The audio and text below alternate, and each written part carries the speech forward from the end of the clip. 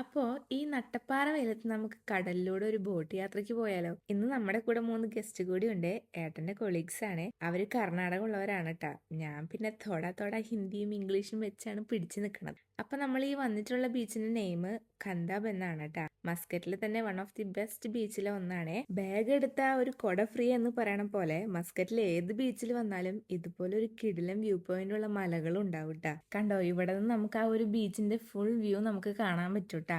എല്ലാ ബീച്ചിലും ഇങ്ങനത്തെ ഒരു വ്യൂ പോയിന്റ് കിട്ടണം എന്നില്ല കേട്ടോ. അതുകൊണ്ട് തന്നെയാണ് ഖന്താ ബീച്ച് കുറച്ച് സ്പെഷ്യലാണ് മസ്കറ്റിൽ എല്ലാവർക്കും. ഇപ്പൊ ഹോട്ട് സീസൺ ആയതുകൊണ്ട് തന്നെ ടൂറിസ്റ്റുകളൊന്നും അധികമൊന്നും ഇല്ല ട്ടാ. അതുകൊണ്ട് തന്നെ ഞങ്ങൾക്ക് ചീപ്പ് റേറ്റിനാണ് ഈ ഒരു ബോട്ട് പേഴ്സണൽ ആയിട്ട് കിട്ടിയത്. ഞാൻ ആദ്യമായിട്ടാണ് ഇവിടെ വന്നിട്ട് ബോട്ട് റൈഡിന് പോണത്.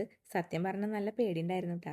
ലൈഫ് ജാക്കറ്റോ സേഫ്റ്റി കാര്യങ്ങളോ ഒന്നും ഇല്ലാണ്ട് നേരെ കടലിലേക്ക് അങ്ങോട്ട് പോവുക. പിന്നെ ഈ ഒരു കേവിന്റെ അടുത്ത് എത്തിയപ്പോഴാണ് കേട്ടോ ബോട്ടൊന്ന് സ്ലോ ആക്കിയത്. അപ്പോഴാണ് കേട്ടോ കുറച്ച് സമാധാനമായി എനിക്ക്. ശരിക്കും പറഞ്ഞ ഒരു മാലദ്വീപ്സ് തായ്ലൻഡ് ട്രിപ്പ് ഒക്കെ പോയുള്ള ഒരു വൈബായിരുന്നു കേട്ടോ. നല്ല ക്ലിയർ ക്രിസ്റ്റൽ ആയിട്ടുള്ള ഒരു നീലയും പച്ചയൊക്കെ കളർ കൂടിയിട്ടുള്ള ഒരു വെള്ളം, പിന്നെ ഈ കടലിന്റെ ഒറ്റ നടുക്കുള്ള ആ ഒരു കേവും അതിലൂടെയുള്ള യാത്രയും.